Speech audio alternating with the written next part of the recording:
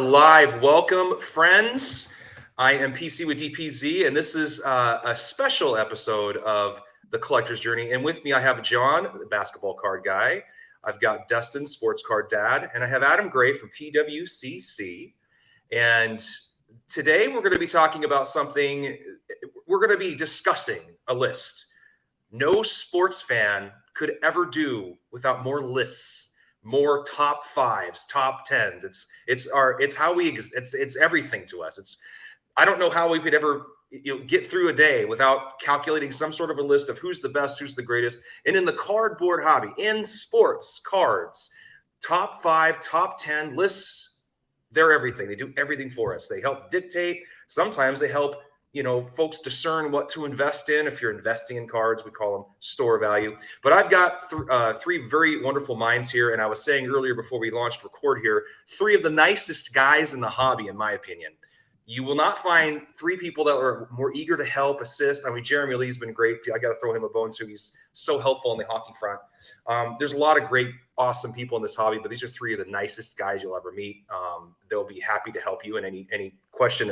And if like a silly guy like me, who's fairly new to jumping back into this hobby, can pose a question, they've always been very helpful. So thank you guys for taking the time to join this episode.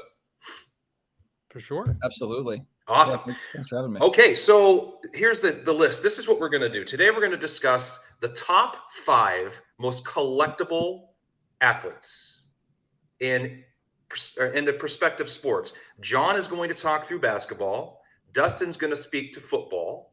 And Adam is going to speak to basketball as well. So John and Adam are going to that's going to be some fun, because I think there's going to be some healthy debate between the 2 of them, since they're both, and if we all know, and if you haven't already checked it out, the top iconic 100 cards Adam put together for PWCC. Go check it out. It's awesome.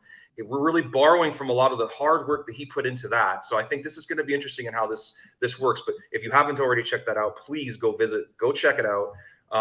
It's a tremendous program, and it's awesome content. And it really did bring up a lot of interesting conversations. So we're going to sort of unpack. And his own Real27Guy countdown before that too. Let's also acknowledge that as well. Absolutely. Adam, the king of the countdown. Adam's the king of the countdown. So obviously, let's move on. We had to have Adam. Okay, so myself, I'm going to cover overall top 5 most collectible athletes. And then what we're going to do is we're going to add a little more sauce to this whole mix. We're also going to talk about the top 5 most iconic cards in each one of these segments: basketball, football. I'm going to speak to baseball. Not going to speak to hockey, because I think we'd need someone like Jeremy to be on this call to speak to the hockey crowd. But I will try to overall 5 of the most, in my opinion, overall across all sports, the 5 most iconic cards. So without further ado, I am going to launch. First, we're going to start with Dustin. Dustin, you're going to lead us off, and you're going to speak to us about your top 5 most notable and collectible athletes in football, and then your top 5 most iconic football cards. And as you get through it, we can all kind of chime in there and give our feedback on what we think, and banter back and forth. So go ahead, Dustin. You got the floor. Well, DPC tricked me. I thought I was coming on to talk Stranger Things cards, and then I get on, and all of a sudden we're doing football, which is fine. I'm certainly not a football card expert, but I just got lucky and got invited. So here I am. I'll start with most collectible.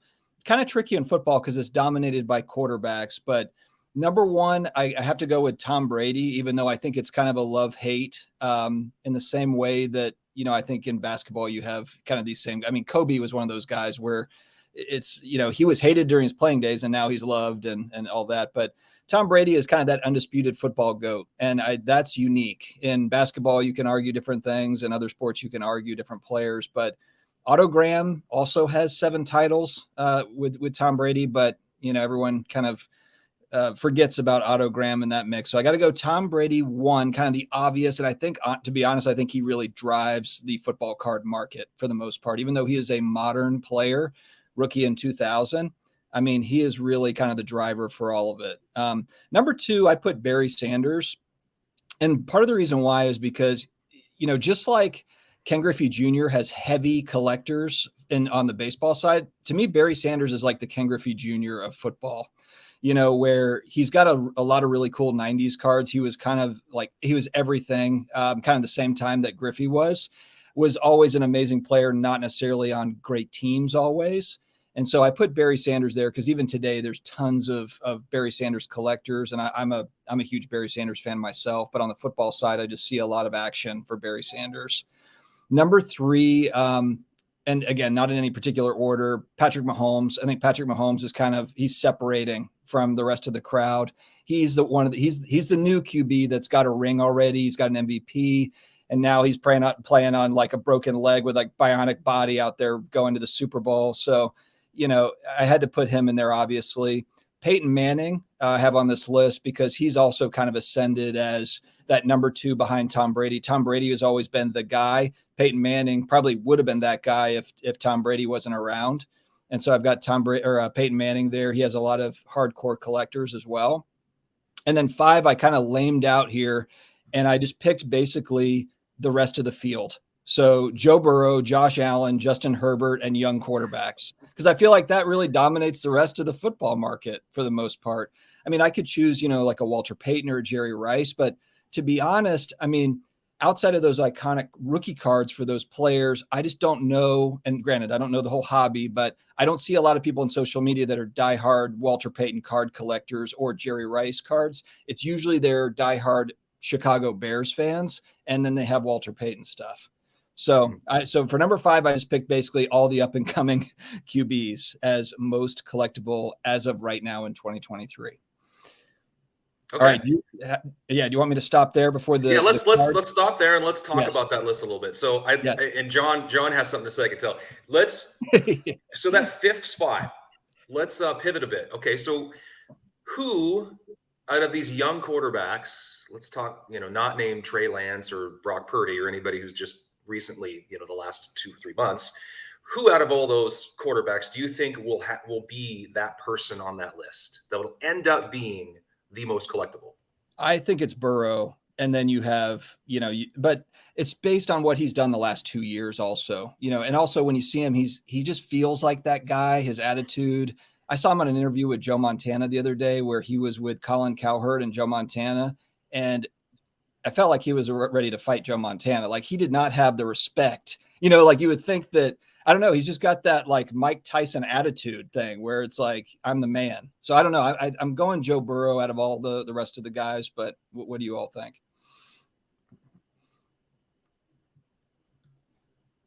Anybody have any comments on that list? I guess it's I would not just my add. sport. Oh, sorry. I will comment on something. Oh, sorry. Go ahead, Adam. We're having a little bit of a delay. Sorry about that. I would say that Dustin's point about what have you done for me lately is it's pretty interesting. When you have somebody who's as young as Burrow is and has as much team success, it's not surefire. We see guys that have like a lot of success in a few years and then they don't end up doing anything down the road. But to me, it's kind of hard to go away from that in favor of somebody else who's young, who hasn't done as much. Like he'd probably get my vote as well. I thought one of your, because I don't know that much about football, but I thought one of your earlier comments about Barry Sanders is really interesting because it led over into not just iconic players, but iconic cards and how iconic cards can create iconic players in the collecting zone. Interesting. And the fact that Sanders was a player in the 90s when these big inserts that so many folks our age now are looking to collect or going out for, that can really guide a lot of popularity, among them. Ken Griffey Jr. is one of those ones in baseball that a lot of people are gravitating towards because if they got the insert in basketball, if it was the credentials or it was the, medal or it was whatever it was, if they could get it in baseball as well with a player that they remembered, now they're starting to collect that too. So I think it's interesting because it started to touch on a point that I was going to make anyway later, that would really, some of the technology and some of the desire for the insert sets draws some of that popularity and iconic nature of some of the players as well. So it drives the card almost has more to do with the collectability of an athlete sometimes. I mean, Ken Griffey Jr. is just, I feel like, I'm not going to give my list away too soon, but he seems to be that guy. And I got into all the inserts myself because I wanted to snag them before they became basketball prices on inserts and got ridiculous. So I've got a lot of those cool Griffies, but there's some, you just get the rubies. You can't touch that without spending more money than you should spend. We can talk about Dustin's, conversation. I've watched some of your shows about, being managing your money, and you're being fiscally responsible out. And we talked about it too, being smart with, how you buy in cards. And sometimes it gets kind of carried away with, you look at some of these prices, these great cards, and will they ever come back down? Are they going to stay where they're at? I just don't think they're going to come down. I think some certain cards are just going to stay where they're at because the demand's going to be there for them. So, okay. Well, Dustin, why don't you give us your top 5 most iconic football cards? Yeah, and I'm going to throw honorable mentions on the back of it, just so that people don't think I'm a complete idiot.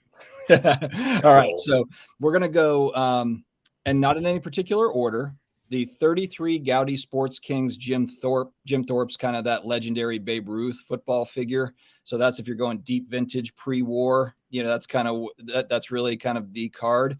35 National Bronco Nagurski rookie card.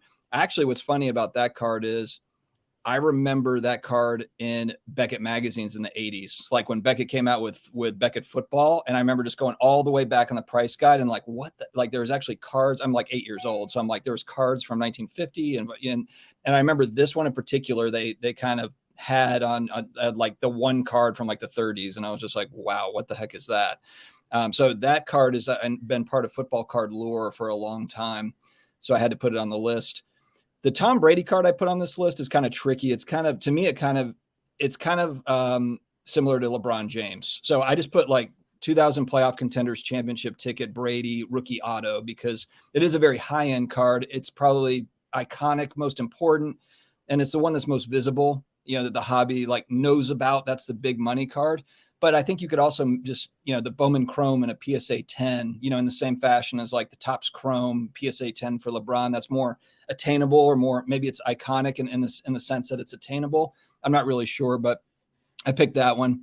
I picked the 58 Topps Jim Brown rookie card because that's kind of, he's in the, best, not even just running back, but best all-time player ever discussion. So I put that in. And then I kind of threw a curveball here. I put 86 Topps Jerry Rice rookie card, because to me, that card was important kind of during junk wax era time.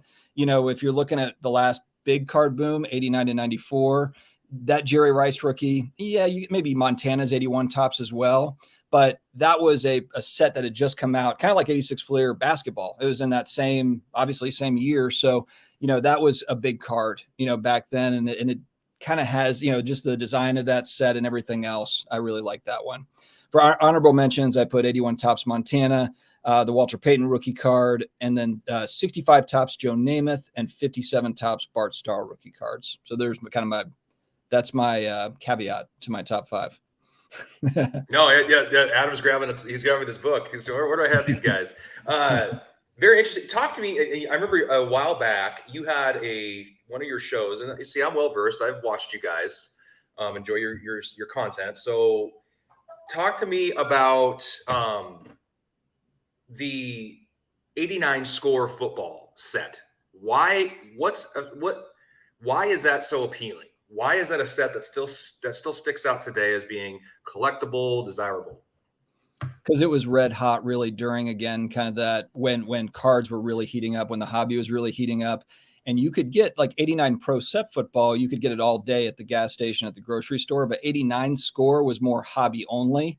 So it was a little bit like, it was top tier, I would say, for football. Right as football cards were starting to really gain more momentum on the mainstream. And then you had really Hall of Fame rookie class, like 86 Fleer basketball, 89 score football was that. It's Barry Sanders, it's Troy Aikman, it's Michael Irvin, it's Thurman Thomas, it's Derek Thomas.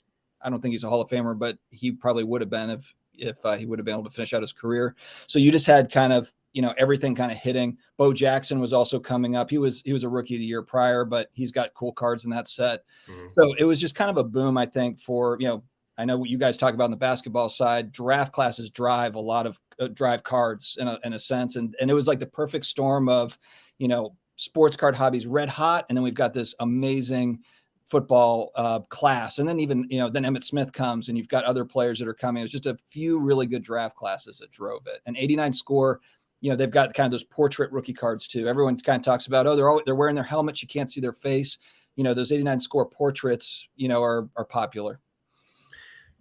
What's the supplemental version of that? I know Bo Jackson has a supplemental card. Well, tell me the story behind supplemental. How does that work with the regular set? Yeah, my parents actually. So on Christmas of, I don't know if it was 89 or 90, I had a box of 89 score, what I thought was a factory complete set of the regular 89 score set. Yeah. And I literally about had a heart attack at 9 years old. And then I rushed under there and it's a purple box and I saw it's supplemental. So I got the supplemental set, which is awesome. I mean, it's a cool set, but it didn't have the Barry Sanders rookie in it, but it's got the Bo Jackson bat card and it's got Sterling Sharp's rookie in it. It's a very cool set. I don't know the history as far as did they already have that in the works or did they add that on because 89 score was so popular that they were trying to print something else to add on to it. Or maybe they missed like Sterling Sharp's rookies or whatever, they're trying to add it in. I'm not exactly sure the history of how it came about, but I did own one. I did. Yeah. That sounds kind of cool. Sounds great. Any thoughts, any questions about that? Adam, John? I was going to say today it would be a supplemental set would be just a money grab. That's true, isn't it? Let's put out another one. Yeah. Go for it, Adam. I really like Dustin's list. I like his list of his 5 players and his 5 cards. On the 5 players, when you were listing number 5 at first, I was thinking a little bit about what you'd said about Barry Sanders, as John mentioned, same sort of thing.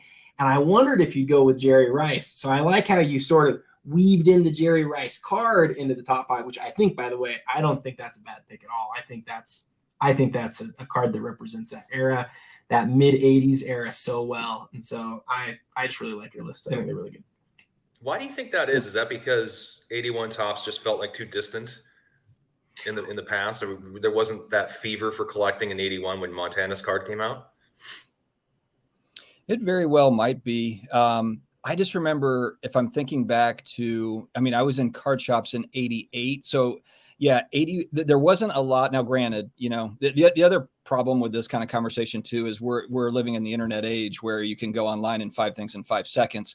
And as my 8-year-old brain didn't realize that, there's card shops all over the country and there's cards everywhere. So I didn't see a lot of 81 Topps in my particular card shop in Panama City, Florida in 1988. But, in the town across from me, maybe that's all they had, who knows, so, but yeah, I think just that was just my perspective, was just that I did see Jerry Rice cards. And when I did see a Montana, it was awesome to see it. You just didn't see them near as often as you did on some of those kind of later sets. So does iconic, and maybe any of you guys can chime in on this. When we talk about iconic, what's your definition of iconic? I know Adam's going to have it. Is it availability? Is it liquidity of the actual card, or is it the scarcity and rarity? Which one do you think it would be? Because that begs the question when you say, I didn't see very many of the 81 Topps, but boy, I saw so many of the 86 Topps. It's like the 89 Upper Deck Ken Griffey Jr. There were tons of them out there, but it's still iconic, but it's like mass produced to the hilt. Like, which one drives the other? Recognized is like the definition of iconic, right? Like the textbook definition. It's the most recognized.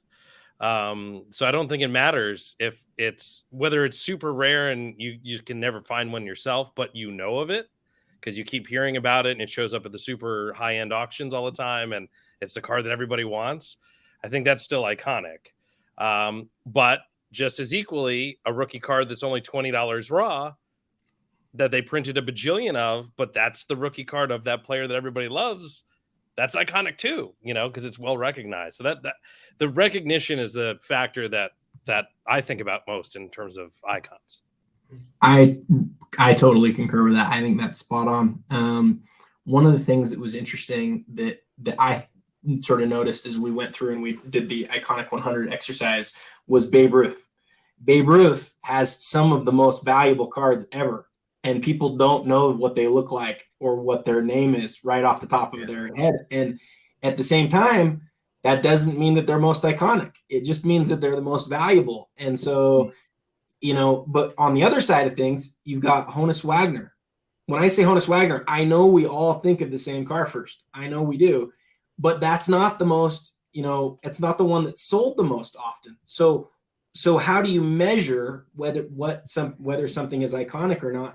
It's like really it's like a measure of all of these different things at once that John just sort of put in a bow, which is like, is it recognizable? And I think it has to do with what it sells for, how often it sells, how people think about it, how people, want it in their collection. it's really hard to define.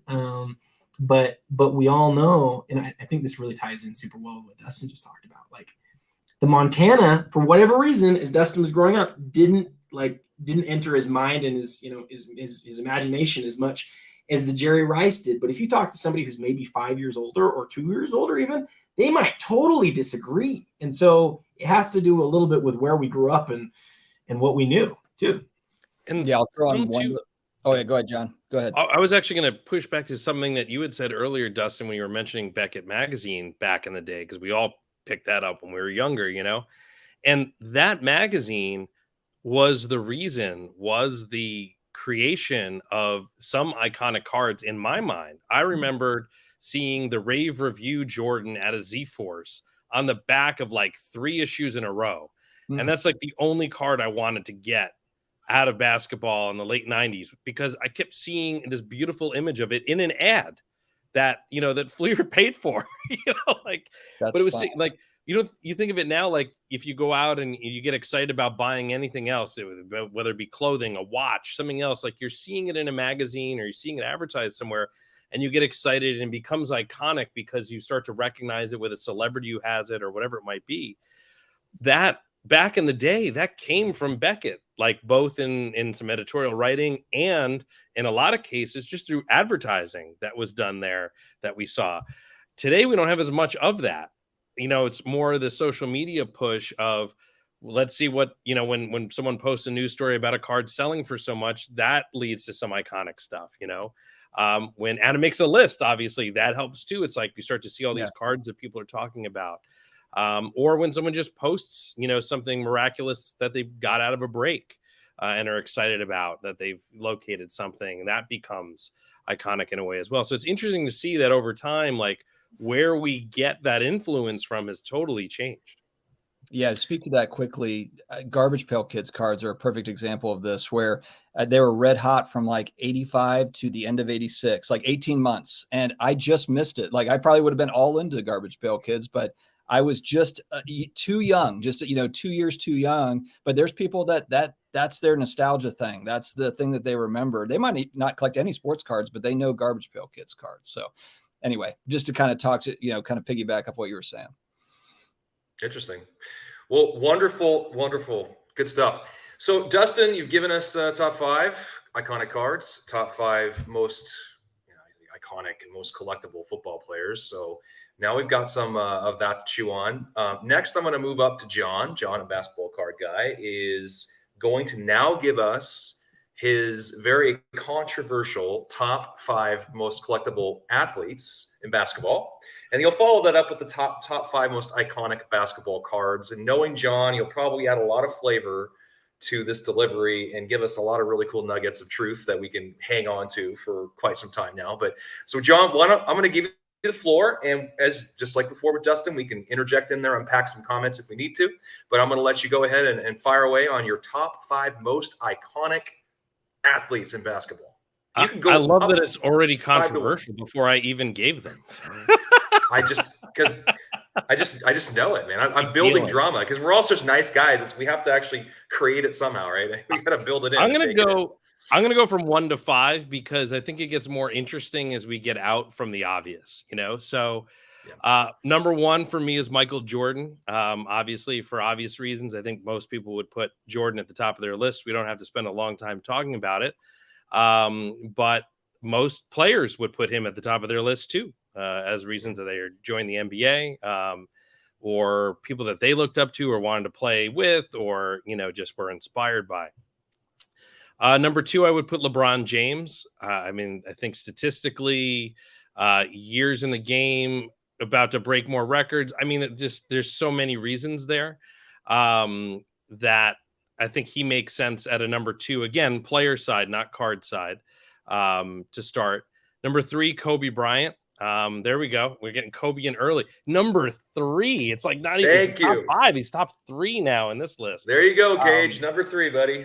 Yeah. I mean, in terms of, again, iconic, well recognized, right? Well established. If we think about those kinds of things, it's, you know, if you talk to most folks, they know who Kobe Bryant is. You know, like if you talk to folks about the sport, you ask them about name 3 players in basketball, you're probably going to get Michael Jordan, LeBron James, and Kobe Bryant, in my opinion. And that's kind of how I formed this list, was around that notion. Number 4 is where it starts to get interesting, because this is where I think it totally starts to go down a path where you could argue any number of things. My number 4 is Shaquille O'Neal. What? No, I'm Yep. kidding. No, see, controversial already. I was going to throw one out no matter what you said. Number 4, Shaquille O'Neal. And more, believe it or not, more because of off the court than on the court. Even though he has plenty of, accomplishments on the court, it's, to me, he remains someone that is super relevant in society. He is partners in a number of businesses. He's in every other television ad that you see, and he's in the highest rated, show about basketball, on TNT. He's been doing that for years and has become kind of a comedic, fun personality that even if you didn't watch him as a basketball player, you watch kids today, they go towards him just because he's an interesting dude, and the stuff that he's saying on that show is great. He also, he helped me sell my house. I say that in jest, but I had the size 22 shoe behind me back here. He has such a ginormous shoe, and anyone that meets him in person just says what a crazy personality is, and just a big personality. But that shoe was literally sitting in my house when I was going to sell it. We had real estate folks coming through. More people, because I had cameras in my card room as people were coming through, more people commented on that shoe and knew immediately that it was Shaq's shoe.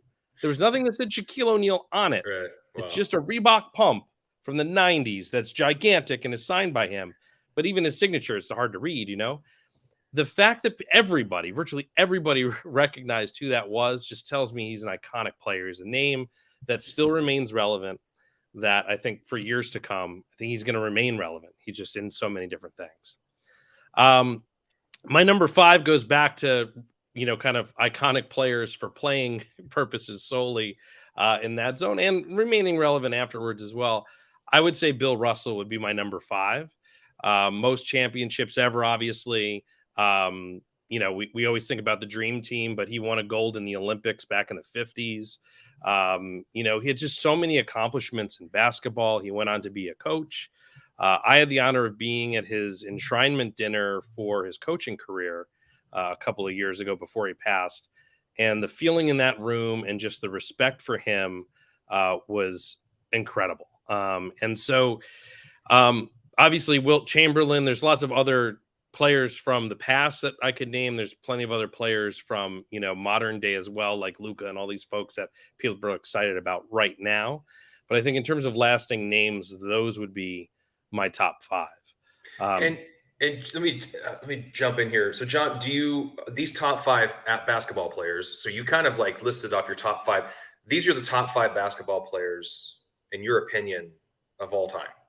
Just to be not in basketball necessarily, not like I'd put them on a team and it would beat everybody else. But in terms of, since we were talking about iconic players, in terms of people that folks that knew something about basketball would recognize, those would be the 5. Yeah. John, do you think that this could probably turn it into a 2-hour conversation, so we don't have to go too far down the, sure. As you were talking about Shaq, when you think about dominant big men, it's like Kareem, especially for the Lakers, Kareem and Shaq. Of course, Shaq was also with the Magic and very dominant other teams. But do you think that Shaq, just because of the way he played so violently and just the way that's the only way I can really describe it. Has there been a player as physically dominant as Shaq ever? Broke as many backboards during the. Yeah. There wasn't really any sort of stopping him other than maybe get him to the free throw line, but whereas Kareem was just maybe as dominant, but it was more of a crisp sky finesse. Right. Yeah. It was, whereas Shaq just bulldozed you over and dunked over you. And it was and I wonder, recency bias, because obviously I didn't watch Kareem play. I saw Shaq play. Yeah. And then versus also just the style of play where you're like, man, that dude's I don't bad. know if I was putting them, if I was ranking in terms of players, like how they played in the NBA. I don't know that I would put Shaq ahead of Kareem in terms of how they played, but in terms of being an iconic player, I think Shaq is certainly more iconic. I agree. Yeah. and that's why he's there. And that was an early on thing. That's something that he and LeBron have in common. I think back to the days when Shaquille O'Neal, 92, 93, when he was first coming out, he was a rookie that everybody was excited about. Same thing a decade later with LeBron. We knew this guy was going to be a big deal, and it kind of reminds me of Zion Williamson, another decade, 2 decades later. That notion, it felt like that again. It reminded me very much of the Shaquille O'Neal stuff. But Shaq performed really well, over those years and on the teams that he was on. And like I said, and now in retirement from basketball, he didn't stop. He's doing so much stuff in the public eye that he continues to be relevant. And I think that's one thing that just really helps him. And it comes over into cards as well. But like, that's something that really helps him, I think, be iconic. Yeah, I think that's your list is more based on recognizable, the brand. How lasting will that brand be for that person, the player, their cultural relevance, all of that. The top 5 that I think a lot of folks have been talking about recently is more based on just basketball on the court. Who's the best player, Stats, which can go in goes in circles and circles, and everybody has a different opinion on that. And I think they're all respectable opinions. I know, like, we've talked about some people having him. Kobe was the big topic. Obviously, I don't get my feelings hurt about that at all. I think it's just, hey, it's everybody's opinion, and there's nothing wrong with that. I think that keyword iconic, which is why I love this discussion, makes it a little bit different, because if we're just talking about player performance and who's the best player, and you can go into a lot of directions, and then you're ranking stats. Well, is scoring more important than blocking, and blah, blah, blah. Like, you start going down that, and you start to have to rank importance of all these different things. With this, it's purely like, if you talk to people on the street, or you talk to people that follow the sport, who are they going to recognize? Who's that most well known? So that's really what I focused on. The vintage guys don't have the benefit of, it's like you've got the high grade vintage. They don't have enough cards, so as much as you appreciate, those guys, it's like Oscar Robertson doesn't have any refractors or any gold prisms, or maybe he does, right, but they're not playing day. It's like it's 2018 Oscar Robertson gold prism or whatever they come out with, and that stinks, because if you're talking about collectability, you're just limited. And that's one of the reasons I actually picked Russell, because I think part of the reason that he is iconic today, other than his record and other than the fact that he has more championships than anyone, is the fact that they made a lot of cards of him in recent years that included memorabilia and autographs. It's something you didn't get from Wilt. Very few Wilt Chamberlain autographs out there, very few, memorabilia. So I think that's something that's kept him more in the top of mind. And that's why I put him higher on that particular list. And that kind of goes back and forth. Adam just nodding away. Sorry, we're all dominating here, Adam. We go back and forth on scarcity versus availability. You talk about Wilt doesn't have as many, but does that make it more valuable? Does that make it more of a chase to try to have something from Wilt versus you can just get more Bill Russell because he signed more, he lived longer, right? It's more of a chase for sure. Absolutely. But I don't know that it makes it more iconic, because if you never see it, you don't know it exists. It was what we were talking about earlier about the Babe Ruth cards. It's the same thing. Like, if you don't know they exist, then how iconic are they? They're not that iconic. Interestingly, the most recognizable Wilt autograph, though, would definitely be more recognizable than the most recognizable Russell, because he has so few of them that the card itself takes on sort of this feeling of like, I want that card. Whereas if I say to you, if I say to you, what's the Wilt autograph you want? As John points out, there's only a few of them, and so we know what they are. But if I say, what Russell autograph do you want? We may very well each have very different answers to that question. That almost answers the question. I mean, if you have multiple options, then everybody's going to have a different opinion. It's going to give someone a choice of what they'd like, but more of a refractor, as a sticker, or whatever. But Wilt is, there's only so many of them. Very interesting stuff. So, John, what would you say? And that's exactly what we're talking about here, is the most iconic, right? And most cardboard relevant. Most, I'm borrowing that phrase from Cage. He likes to say that. What is your top 5 most iconic basketball cards? And you can go from 1 to 5 as well if you'd like to. Sure. So I would say number 1 is the Fleer Jordan rookie. I mean, there's That's the one that when I was a kid, I really wanted, and that I talk to kids today who never The even 85 saw star, the Jordan star, play. the star The rookie. 86, 87 Fleer, yes. Okay. Okay. Yeah, we could talk about those two cards all day long, but Yeah. I think there's no doubt that the Fleer is more iconic. It's more recognizable. Again, it's like it's the card that when you get introduced to basketball and you're told about a Grail card, that's the first thing that comes up in a lot of people's mind. And like I said, even kids have never seen Jordan play. You ask them what are some dream cards you'd like to have someday, and that card ends up being on the list because they understand, like, best player of all time. That's his rookie card that people recognize the most as being his rookie card. So that for me was an obvious number one. Can I interject? Can I interrupt you real quick? Yeah. Do you think, and all of you, I want everybody's opinion on this question. Do you think that PSA is guarding the top 10 population on that card, that particular card? I mean, I don't know anything about grading companies, but really, John does. Yeah, you do. but I feel like maybe yes. I mean, I sent a card into them. I sent in a Jordan rookie that was a 3.5 Beckett that had a bad surface, and so that's where it got knocked by Beckett. I got a 9 on centering by Beckett. I mean, a beautiful, beautiful looking card. Shot it to PSA, it got a 1.5. And this was at the hype at the time. This is when everything was going crazy in the market a year and a half ago. And I sent it in. It was stupid, but I was just like, what? And you look at this, the eye appeal of this card, it's ridiculous. And yeah, they couldn't. I asked them. It was the first card. It was literally the first card I had ever graded with PSA myself, ever. So I had emailed some correspondence back and forth just going, look, I'm new to this. I'm not new to the cards, but I'm new to grading with you guys. Can maybe you explain this a little bit? Just because I'm just trying to understand. Like, I don't understand why it's a 1.5. I just would like to know, and do you have any records of what goes into that?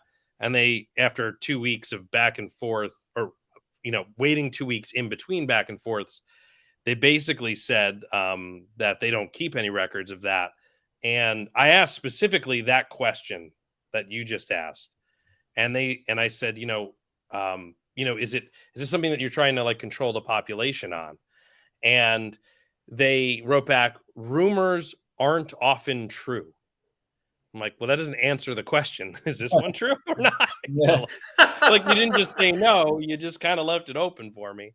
Here's a riddle for you to solve. Yeah, so I wasn't very happy with the response. It was a lot of money to spend to grade the card, obviously, through them, because they charge based on the value of the card.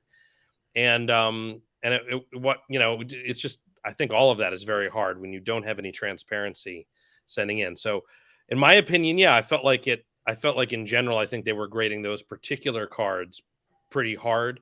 Maybe not even just to protect the 10 population, but in general, maybe they were being a little bit less generous recently than they were in the past. What do you think, Adam?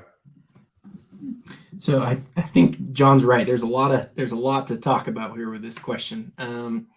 My sense is that it's very clear to me that grading standards have changed as time has passed. It's not like a straight line thing. It's not simply saying that it's a lot harder today than it was back then. I actually think that the early days of grading were really...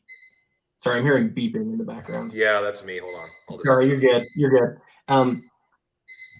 So the early days of grading, like the first days that Beckett was grading cards, I personally think that was some of the most difficult times to ever get a high graded card. And then I think as time's passed, they've sort of reassessed. And you can imagine how this happens in business, right? There's literally somebody at the top of the company or somebody in sales who's saying, or somebody who's like controlling revenue, who's like, look, we need a way to get more cards in. Do you think we could be a little bit more lenient? And that somehow gets passed through to the graders as time goes by. And then there's times that are better, or times that are harsher, and times that are less harsh. I think we're currently in a moment that's a lot more difficult. And so a card that was a 10 on that particular Jordan Fleer rookie maybe 10 years ago isn't a 10 today. It's a 9. And I don't think that that's something that happened intentionally. I don't think that they're controlling that significantly. I just think that that's what's happened. And I don't blame anybody, any individual person or any individual company even for that. I think that's just what happens. That's a very fair response. It's probably the accurate one. What do you think, Dustin? Yeah, I don't think that there is an internal memo that goes out, hey, no more 10s on Jordan Fleers, like no more, like cut it. I don't think that's what it is. But at the same time, and again, it's kind of what I think what Adam had said about transparency. We know nothing that goes on behind, like in Willy Wonka's chocolate factory. And, I would have to guess that if you're someone that's new there, maybe you're making, I don't know, $25 an hour or something, you're a fairly new grader. You're probably not the one, I would guess, that makes a final decision on that card. I would assume that if it comes through, maybe they do get it, but then they call in help for it. I would assume that they have a senior grader that confirms, and maybe they err on the side of caution and say more often than not, let's go 9. Just like it's really, really close. And with PSA, there's no 9.5. So it's either a 9 or it's a 10. And so I just assume that with vintage stuff or with 80s stuff that they err a lot of times on the side of 9s and 10s. But again, it's a wild guess, and maybe that's not how they do it, but I would just assume that they've got more eyes on the more important type cards that come through. I think that's fair. I think when you have such a big market cap on a card like that, and a card that does drive the hobby as a whole, whether or not you mean to or not, I think there's just a recognition that this is a big deal, and to grant a 10 on a card like that, you're right. There probably is 2 or 3 different pairs of eyes looking at it and reviewing it and making sure it does indeed score a 10. Okay, I just wanted to sort of interject there, John. But why don't you just keep going down your list of your top 5? And I'll also mention at this point the interesting thing, and I was thinking about this when Dustin was going through his list, of how much more expensive this basketball list is to buy raw. I'm not talking about like 10s, but like to just even buy these cards raw would be insanely more expensive than the list that you were mentioning earlier. I would assume, based on the cards that I knew from the list that you had given. So it's just one of those functions that's kind of sad in a way. I almost feel like we should do iconic and affordable lists in the future to give people a breath of fresh air. But because my list, I'm like looking at them like, I don't have most of these. I mean, like, it's just stupid, but the second one on the list is the LeBron exquisite rookie patch auto. At a 99, it's again, I think the most iconic of his rookie cards now. And I would only call it that recently. I would say it was desirable among the card community, almost 20 years ago. Absolutely. But it became more iconic because of all of the auctions of this card in the last 2 years. You see it on every major big auction. You see the records be broken and hitting the public news, not just even the sports news. And I think that's the reason I feel like it's the most iconic of his cards. And I put it as number 2 on the list. Number 3 on my list is the Kobe Chrome rookie, which I kind of cringe at the same time that I say that. Because when that card came out, people hated it. I mean, the reason it was so scarce at this point is it was a product that so many of us collectors in 1996 were like, that is a dumb product. You could buy a pack of tops for like $1.25 and get 10 or 12 cards per pack and get the same image, or you could spend $3 or $4 on a chromium pack that had 4 cards in it, and the cards looked the same, but it had this kind of dim chrome. Like no one liked it. Like there's like very few people liked that card back in 1996. And it was only when people realized that like Walmart started throwing out boxes of these things because no one was buying them, that they became scarce. And then all of a sudden they went from $6 in one Beckett to $300 in the next. And everyone's like, what the heck? It's like the most expensive rookie base card this guy's got. And people started going after it.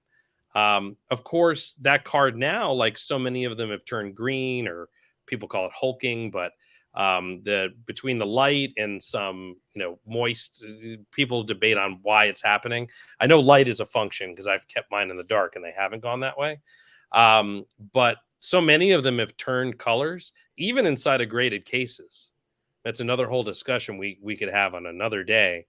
But look at the card that you're buying anytime you're buying a card, even if it's graded, because I've seen I would say more Kobe's than not that are in a PSA 10 case that are greening inside of that case at this point, whether they be the base or the refractor, which is even worse because that card's so much more expensive. That you got to look at it yourself. And it's one of the things I applaud about PWCC, that just the fact that you guys have got that rating scale of your own, that you're looking at the card today, and you're looking at it and you're assigning it with a, for those of you that aren't familiar with it, with a score for how it looks to the eye. And, and you have to, it's the eye appeal, and it just, that's something that's super important with that particular card. So my number 3 is the Kobe Chrome rookie. My number 4 is a person that wasn't on my other list at all, but I feel like is iconic and is going to have a great future, and that's Steph Curry, his National Treasures RPA. Again, another super expensive card that's hit the auction block a lot in the last 2 years, so people are familiar with what that card looks like now. I think Curry's Topps rookie is equally as iconic. It's the baby face, like he looks so young in it. Yeah. So that's the budget one. But certainly Curry's RPA is right up there. And then to round it off, to kind of throw back to an 80s card, early 80s card, I think the Bird Magic Irving triple rookie, that I think that card is very iconic and is much more appreciated now than it was 10 years ago. And I think it's become much more collectible. People are getting it signed, which I think is awesome. It's another whole discussion there to get the three players to sign it. I like that because I love autographs, so I think that's a neat piece. But those are my 5. Those are great. That's a strong top 5.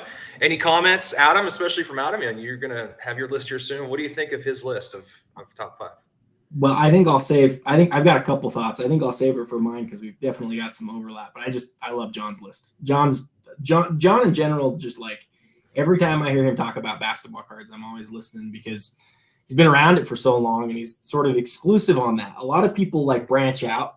John, as far as I know, is like really just a basketball card, which I think I think it's super cool. No, that's really cool. And John, something that's interesting is there's always a story involved. The Walmart Kobe, I didn't know that. I didn't know about that. I mean, it's like the 52 mantle in the Hudson River. I mean, that's an interesting story. I don't know how many people actually know that, and if you don't, then there you go. I mean, you come here and you get the goods, but that created a scarcity in a way, and then the fact that people didn't even want it. And it's kind of interesting because back then we're already smart enough to go, why would I want this? It's more expensive. It looks exactly the same. Yeah, it's why like would already it built be to more know. on a third the size of a pack? I mean, like that's what people were thinking because at the time, like people keep talking about chrome like that was the first chromium thing, but Finest was really where that began for collectors, and Finest had its own design. They didn't just copy what came in regular Topps and then put chromium over it. So that Topps Chrome experiment that first year with basketball was lousy in the beginning, until it became so scarce that the values went up so much. And then they're like, all right, we're going to do it again in 97. Right. It came out of hatred that created scarcity that then created love because it was rare. And then that's what led to the next one. So weird. What's your favorite set of all time? Like, what's your favorite set in general? Like, so hobby product. The favorite set, and I built the set, and again, it comes back to me being an autograph guy, was the 1996 Skybox autographic set. So there's about 94 or 95. I think it's 95 cards total. I should know, but it's been a few years now. It took me 15 years to build it, but it was the first NBA licensed on-card autographs inserted into packs. My favorite part of it was the fact that you could get it in packs that were cheap. You could buy NBA hoops for $1.25, open up the pack, and get a Scottie Pippen hand-signed autograph, or Kevin Garnett or Grant Hill, who was the one that I wanted really badly back then because he was on all of them. That to me was like innovative, getting me closer to the players that I loved, and just I didn't have to buy something expensive to get an expensive card. Sure, the odds were horrible that I was going to get both an autographics and a good player, like within that set. But I had the ability, it was the cheap lottery ticket, like you could play for $1. Yeah. You didn't have to spend 20 or 500 or, wherever we are now. Yeah, no, great. How about you, Dustin? Your favorite set? Was it 89 score football? I think so. Yeah, if we're talking all time, yeah, for nostalgia's sake, it has to be 89 score football. Yeah, I'm not going to go against it. I'm not going to overthink it. It's 89 score football for me. Yeah, that's kind of like your set. I always think if I were to guess what's Dustin's favorite set, like you talked about it enough, I'm like, it's got to be 89 score football. That really holds a special place in your heart. I always joke that at my funeral, you just sprinkle 89 score onto mine. Yeah, see, there you go. That's what you're known for. I just might have my kids do that just so it's a story, like a weird story of how dad went out. Yep, with 89 score, a ton of Troy Aikman. Yeah. Great. So, Adam, why don't you walk us through your top 5 most iconic basketball players? Well, what's Adam's favorite set? I want to hear that. Oh, okay. Sorry, Adam. Yeah. Let's go there. We'll keep going with that. Adam, what's your favorite set of all time? Excluding sets that I put together, just because those are the ones that I want to talk about, but they probably won't interest anybody. The set that I think is the best basketball card set ever made, and therefore I think maybe my favorite's the 61 Fleer set. Wow. I think what it represents in terms of the history of the league, what it represents in terms of like the color and the design and every part of it is unmatched. I think it's the best basketball set ever made. Awesome. There we go. Clip that. 61 Fleer. All right. So why don't you walk us through your top 5 most iconic basketball players, and then correspondingly top 5 most iconic basketball cards.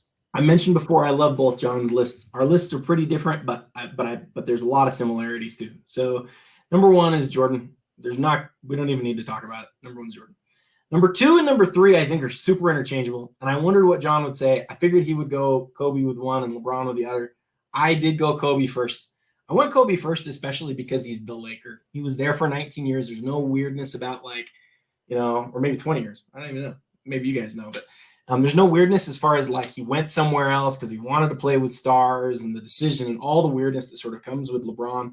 But having said that, like LeBron's number 3 easily. Like LeBron's one of the most collected players of all time. He represents the era. He represents, the beginning of the ultra high end and everything that's happened thereafter. And like the growth that we've seen under him has been incredible. But I gave Kobe the nod because I feel like Kobe's crazy collectors are a little bit crazier than LeBron. I just do. I think that. So I had LeBron 3rd. 4 and 5 were really tough for me. And I kind of almost went the same way that John went as far as like his history of the game. I think Shaq was a great decision, especially like Shaq's got 2 cards that made the iconic 100. And I think both of them were very well deserving to make the iconic 100. I went with somebody else who had 2 cards in the top 100, but is more modern. And that's Steph. I think Steph is maybe the most collected player in the NBA today, maybe even over LeBron. I mean, he's just loved, and he doesn't have a lot of high-end stuff, which makes him really fun. You talk about portrait rookies, Dustin. Your Barry Sanders is a great example of that. When I think of the portrait rookie, I think of the Steph now. If you look back, obviously back to the 80s, I think I probably think of the Barry. But Steph is the guy, and he also represents the beginning of the Panini era. And also sort of that movement into more international. A lot of the international guys just absolutely love Steph. So I got Steph 4. And then 5, you're going to kill me for this, John. I got Luka. I've got Luka 5 because he was here when the hobby broke free like crazy during the pandemic. Because great. His Prism rookie is like a huge deal. I've never owned one. I've never owned any variation of it. But the Luka mania is huge today. Now, if we fast forward 10 years, I may sound like a total idiot for having him on this list. But as of today, I feel like I have to put him there, even though because there's so much of the hobby that's like young, and they love him and they love what he represents to the game. So those are my top 5. Very interesting. What do you think, John? No, I think that's right on too. And it's funny, the LeBron Kobe thing, I was back and forth between the two of them as well. I think, I mean, in terms of Luka, I think you're totally right. I mean, like the timing was such that kind of lit the fire. And then Zion, I would argue, became the target of most of the people that came in as early collectors. That was what people were told to buy. That's what people were excited about. I remember having to explain to my mom like who he was because she was reading stuff in the newspaper about how his cards were going for so much money. And yeah, so I think that certainly lit the whole kind of Prism fire, that just went and created a whole mass around Luka. So yeah, I totally get it. I think I would argue that he's one of those ones. I made like a separate list on the side here that I said players you should collect today because they will remain relevant tomorrow. And he was number 2 on that list. And interestingly enough, Steph Curry was number 1. So I had Steph, Luka. I had Shaquille O'Neal on that list again because it just, because of what he's involved with. I put LeBron there because I think that LeBron, once he retires, he's not going to be out. He's going to be doing stuff. I think that was what was so great about the Peyton Manning choice earlier too, that Peyton's one of those guys that's remained relevant within doing other things inside of business. So I think that, I think Luka's certainly, while I agree with you, like I don't own one of those rookie cards now myself. I had 2 of them that I bought for 50 cents a piece back in the day, and off of eBay, believe it or not. But yeah, I would agree. I mean, he's creating that energy. People are really enjoying watching him play. That's really interesting because basketball drives the hobby a lot, and I think it drives the sports world. I think it's and it didn't used to. Like, let's be clear about that. My name, Basketball Card Guy, was people making fun of me at shows. Like, look at that idiot over there. He only has basketball. That's literally where my name came from years ago, because I was the moron that didn't invest in other sports. So this is a new thing. It's a new thing. I just want to point that out. Like, this sport didn't used to drive the rest of the. Well, it drives it in a way where, if you look at this, the way we look at sports in general, football's still pretty popular, but basketball's right there. And basketball transcends, I think, beyond just America, right? Obviously, think about China, you think about Japan, Europe. It's huge in Europe now. I mean, all these stars coming from across the pond. But in the card market, it's not even close.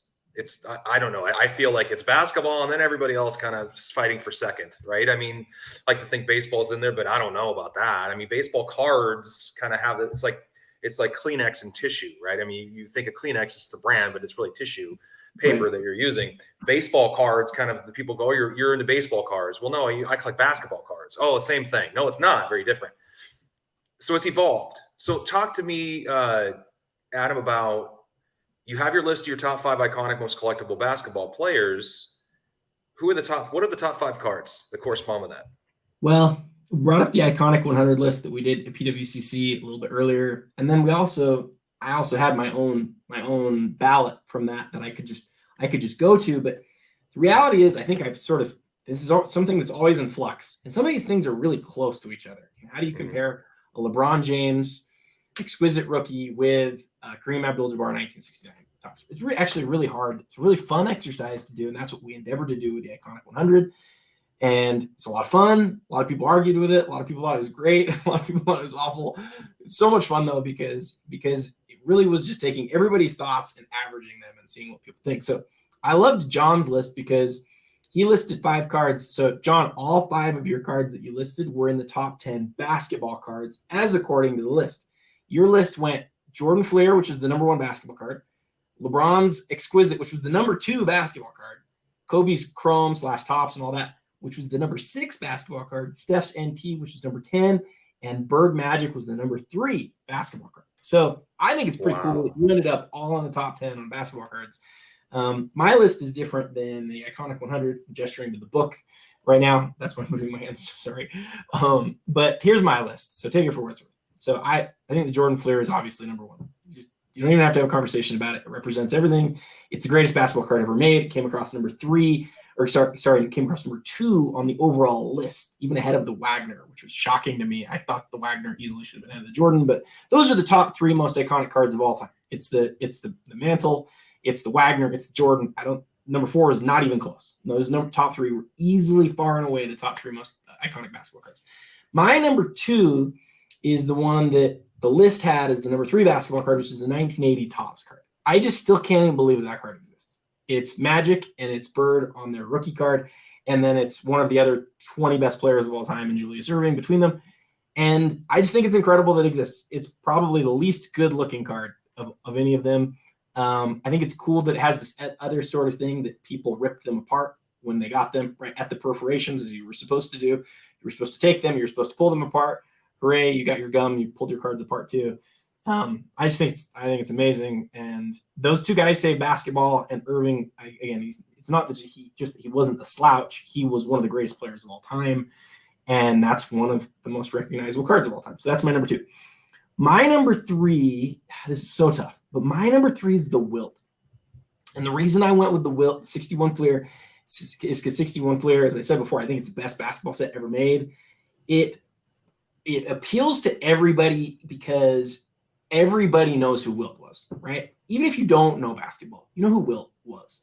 Everybody knows, they see this young guy, this young Wilt, and then he doesn't have another card made until 1969 Topps.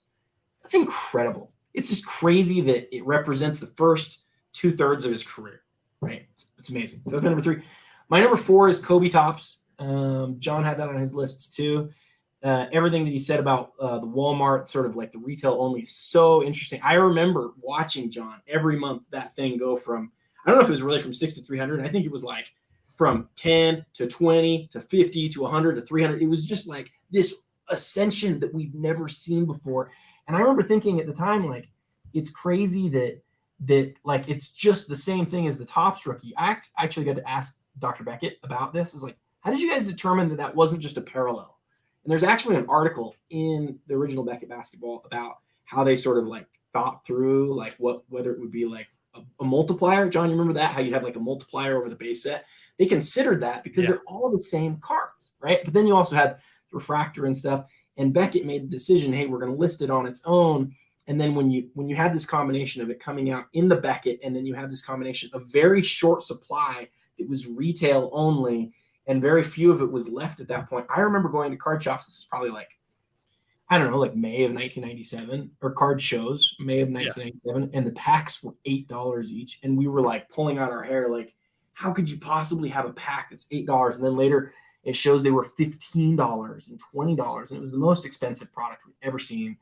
And 4 cards in a pack. I mean, it was like, yeah, you could open a box and not get Kobe in any form. Yeah.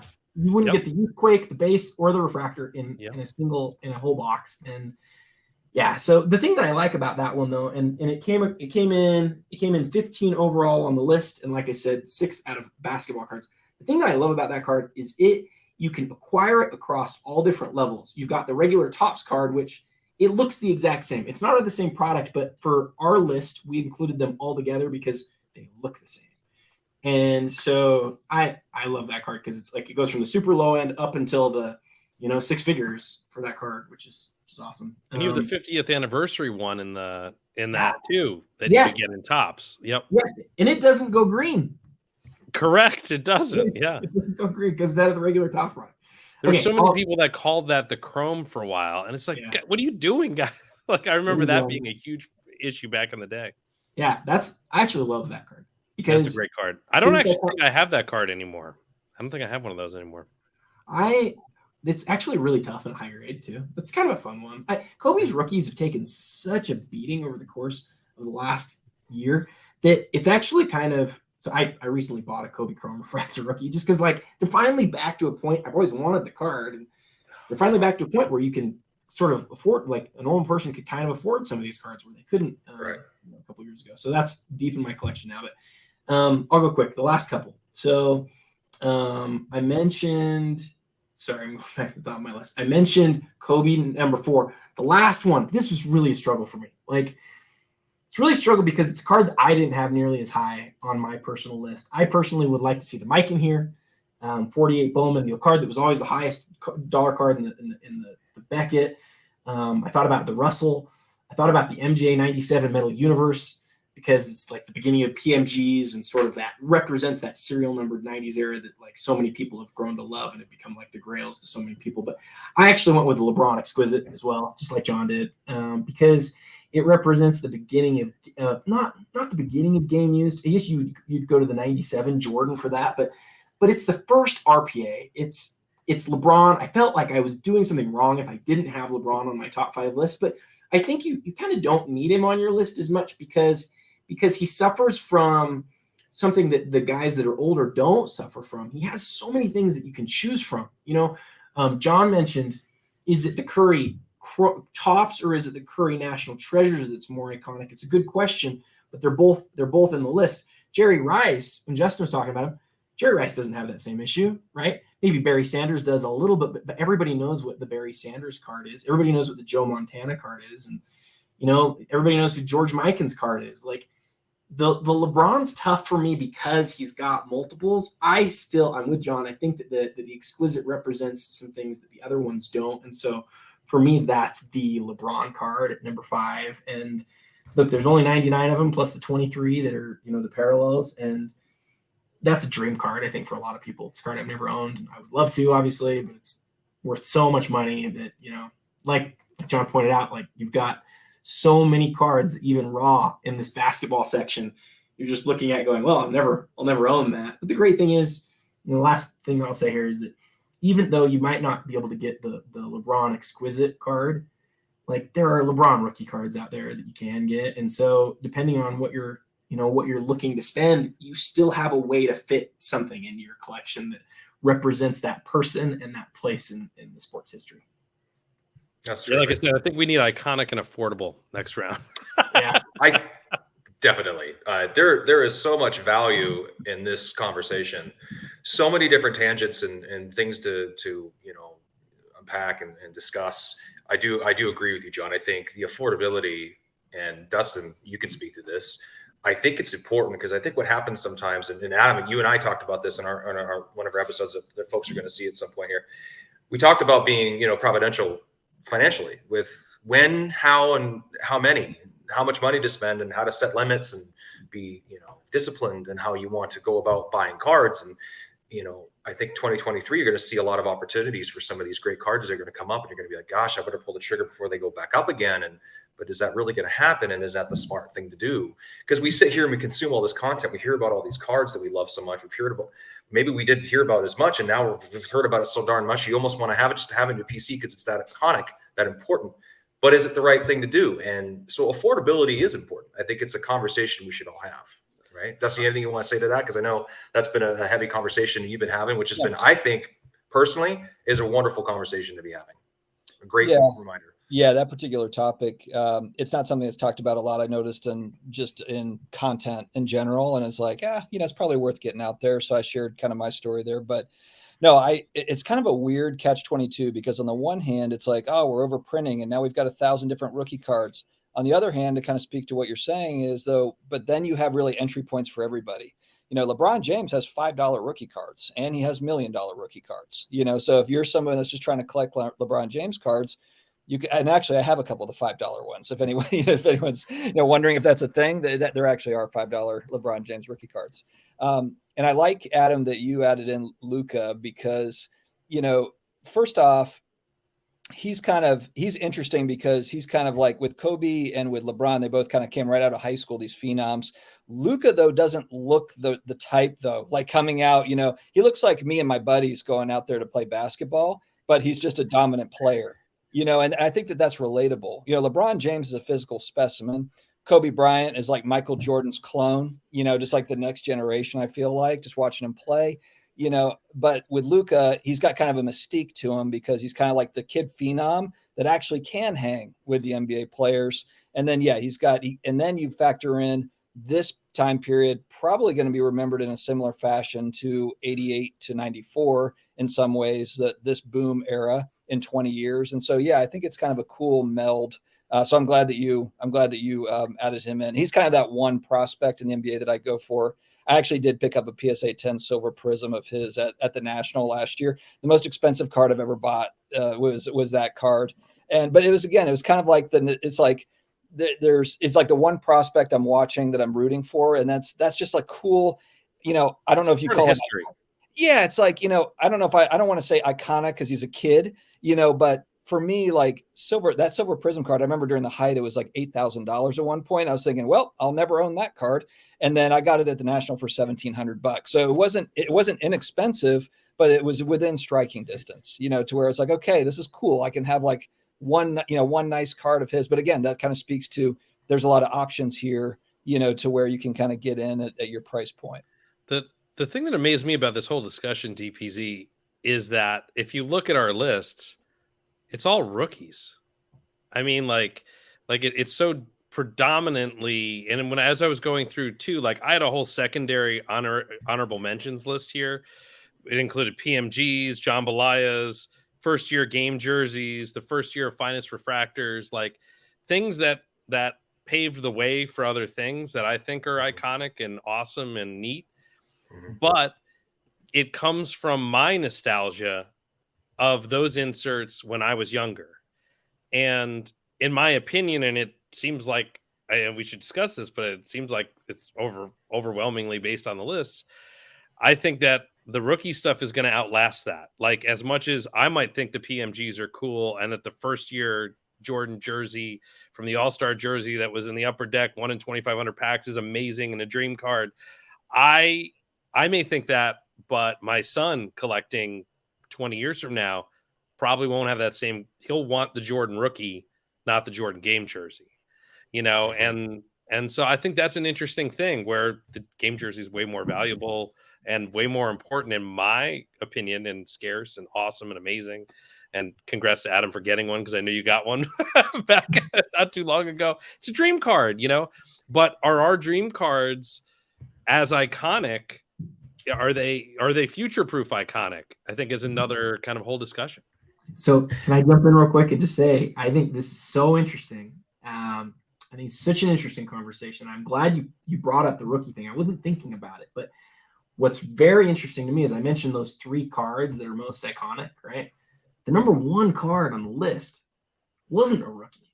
It was the first Topps mantle, right? That we all know is his second card. It's 51 Bowman is his rookie, but the 52 Topps feels like it, right? As I look back at the whole of the 100 right now, I think it's super interesting. I think, John, you just mentioned the 2 cards that are highest on the list from the sort of more modern era that are both considered iconic but aren't rookies, and that's the first Jordan jersey, and it's the PMG, which came in at number 11. So there are some, I think, that will come through, but I totally agree with you. I think they're few and far between. I think most of what will last in our minds will be the card, the iconic rookie card. And if you're talking decades down the road, that doesn't mean we shouldn't collect other things, but if you're looking to put together something that's going to really matter 5 decades from now or something, I think you're right.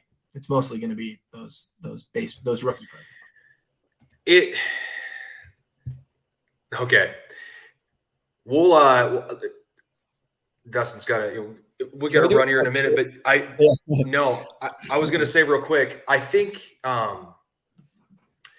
it's a very important conversation to have. I think the cards that we're talking about are cards that are iconic, meaning they are the cards you see on the news selling for record money. They're the cards that people will know about that don't really collect cards. They'll know about the 89 upper deck because most kids, folks our age collected that. They'll know about the Jordan rookie because it's so important.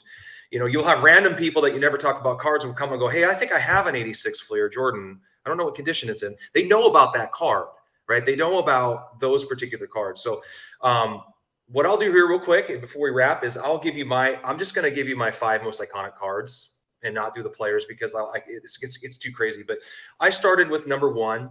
Was the 52 mantle, not a rookie. It's the most expensive second-year card ever made. Not a rookie, 52 mantle, just because that's the card we all knew as a kid. That's the card that transcends all sports. It is the card. Second card for me would be the 86 Fleer Jordan. I think it's interesting that everybody has talked about the 86 Fleer.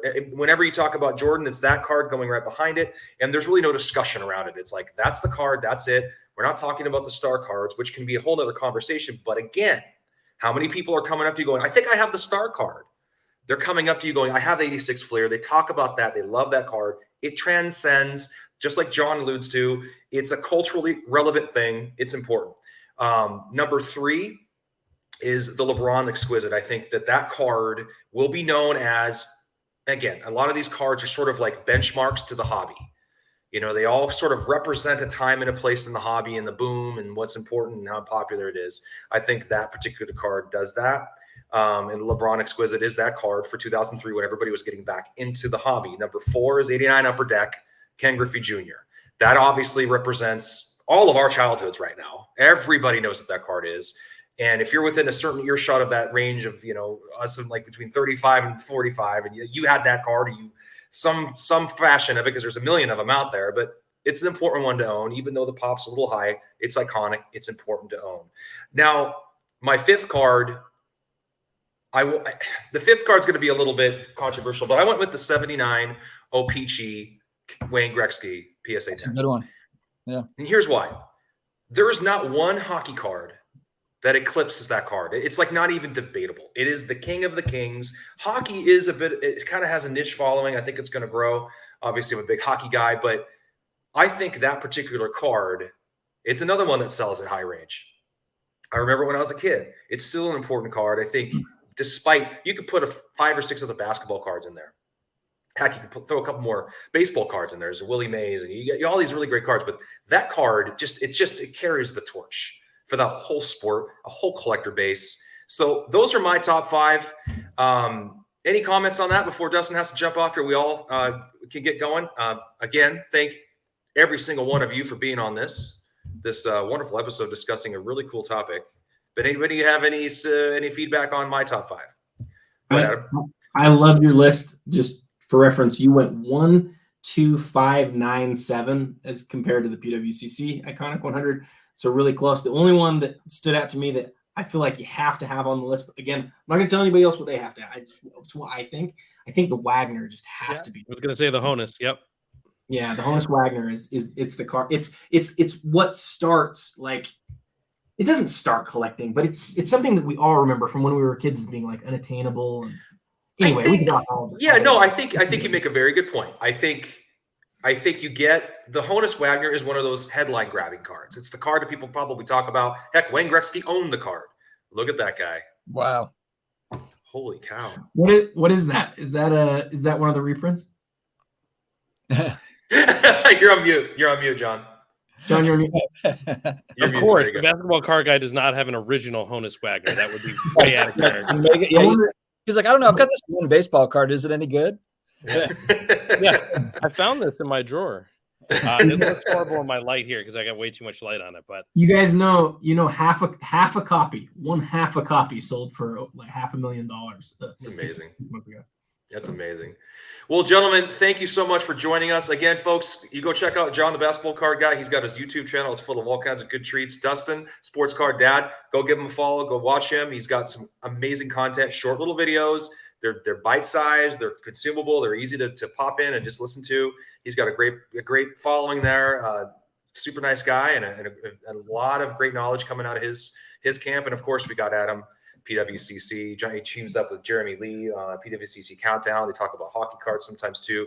Some really good content out there. And anything else that you want to follow, again, Luca Tiger, LeBron, and Luca Nation, come follow us. You can follow all of us. Sportscard Dad, Adam Gray. It's the Adam. Adam, what's your tag again? Remind me. The Real27Guy. The Real27Guy. You got John at Basketball Card Guy, and I'm DPZ, PC with DPZ. Again, thank you for a special edition of Collector's Journey, a conversation about iconic cards. We see you guys all next time. Please comment below on anything and start the debate. Let's have a debate, and I'm sure some of these guys will jump on there and maybe have some conversations about some of the things we discussed today. Have a great day, everybody.